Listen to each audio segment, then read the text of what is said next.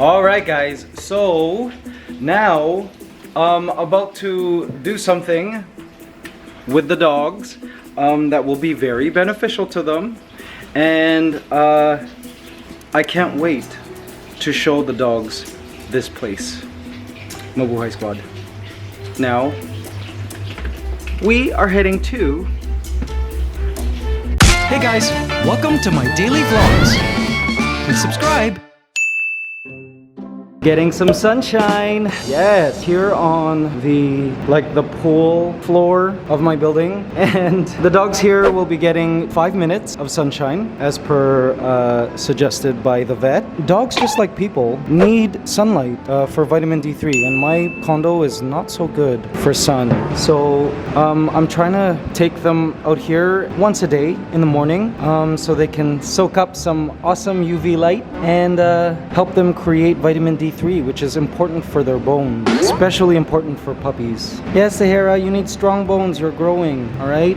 Actually, we feel like because Cypher was a quarantine puppy, right? Like we got him last year, we didn't really go out for most of the year. I find maybe Cypher had weak bones, and that's why he managed to fracture his hip, which was such an ordeal, and it took a long time to heal. So I'm gonna try to take them out here at least once a day until we move to the farm, right guys? Where you guys will have all the sunshine you need. Lots of natural light in the home as well. So yeah guys, if you live in a dark home like I do, like my condo only has two windows, you should take your dogs out for some sun. I mean, normally I would take them for a walk, but Sahara here still needs to get her kennel cough vaccination. Soon, Sykes, we'll go for a walk, okay? Also, normally I would have them each in their own crate, but they were both in the one crate already, so I just took the whole crate. I'm like, okay, I'll use this opportunity to take them both. See, she's already sunbathing. Loves it. So guys, RJ and I are also going to buy a stroller for the dogs. One, because if I want to take them out of the condo, you know, because dogs get bored too. So they could go out, smell the breeze,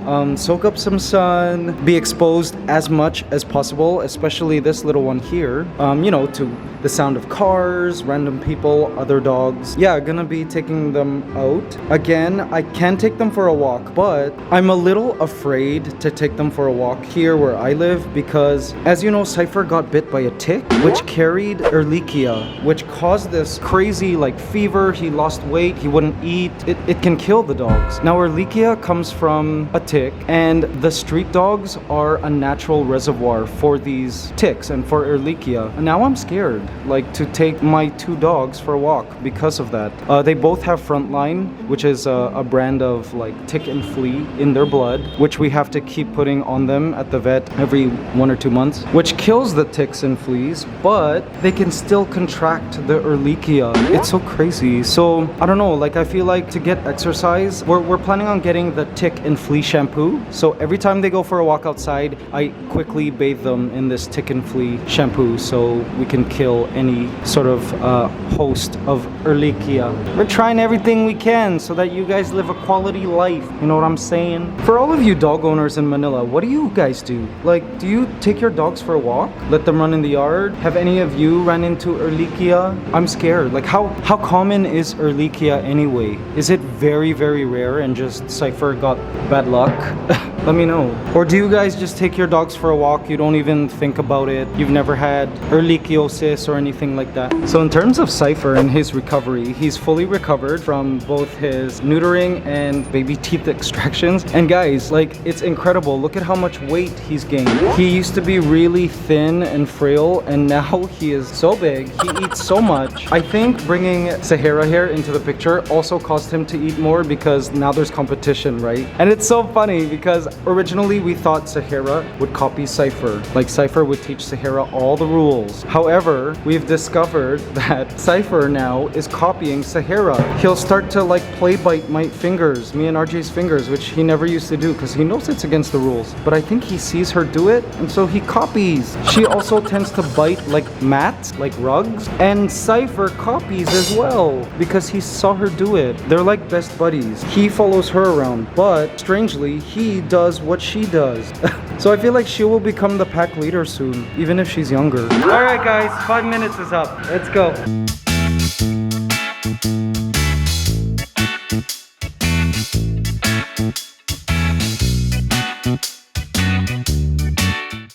Guys, RJ and I are just doing some shopping for the home, and we're having lunch, and it's Korean food. Do you guys like Korean food?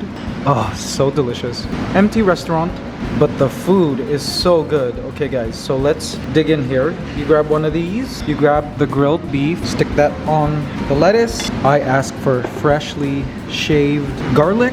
You grab a little bit of kimchi, a little bit of this red sauce, and this entire thing is magic. Guys, have you seen our Korea vlogs?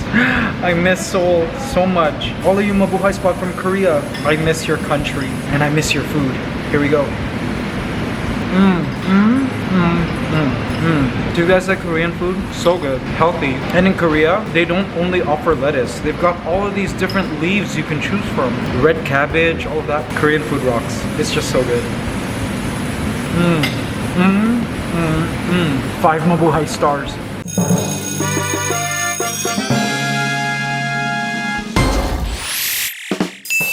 Dumplings, open. Yes. So good. It's been a while since we've had Korean food. OMG guys, look at what just arrived. Fried chicken. Look at how spicy and delicious, and oh, that looks so good. Now, one thing RJ and I did not know was that Koreans make really good fried chicken. In fact, our very first meal ever that we ever had in Seoul was fried chicken. Because we arrived late at night, and our host at the Airbnb that we stayed at, he was like, the only thing open right now if you guys are hungry is fried chicken. So we ordered it, and we were mind blown. Koreans make such good fried chicken. Let's try this. Guys, so good. Here, open. It's dripping. Open. Yes. It's good, right? Spicy, sweet, garlicky.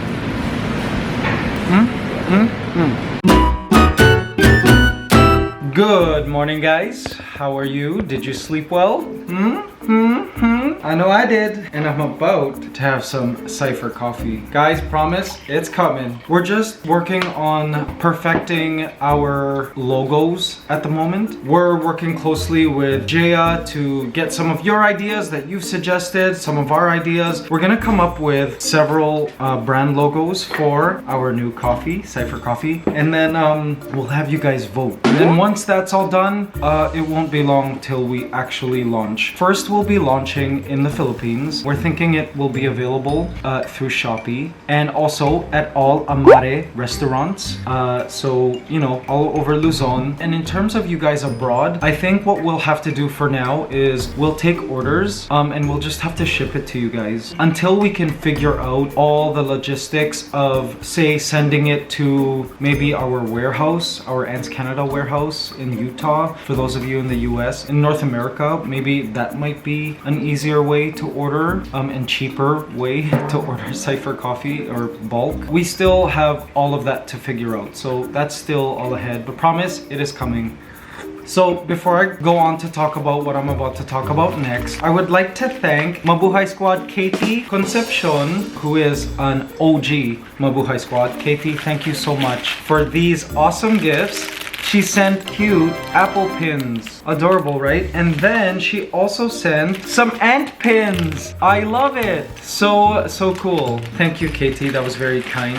She also wrote us a note. And now, I also wanted to show you this, guys. I was looking for like coffee filters this morning, and I found this.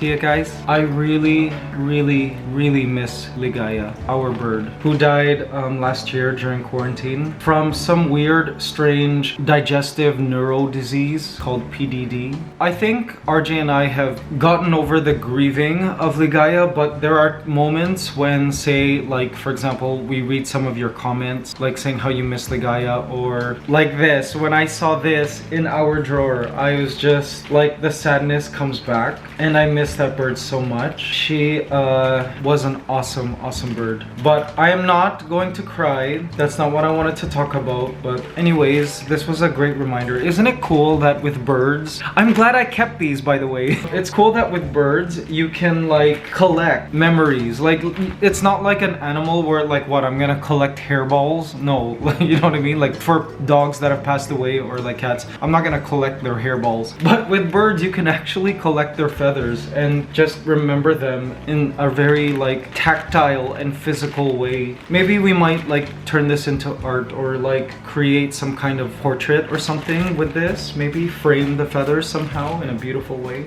But anyway, guys, miss you so much. So I always was like, okay, no more large parrot, never again, no, you know. And I mean, this is something most pet owners go through when like a pet dies. They're like, my dog died, I'm destroyed, I will never get a dog again. But then like they end up getting a dog again, and it just like, you know, fills the empty void with more love. Initially, RJ and I were like, no more large parrots. But then lately, let me have a drink of Cypher coffee. I need that uplift.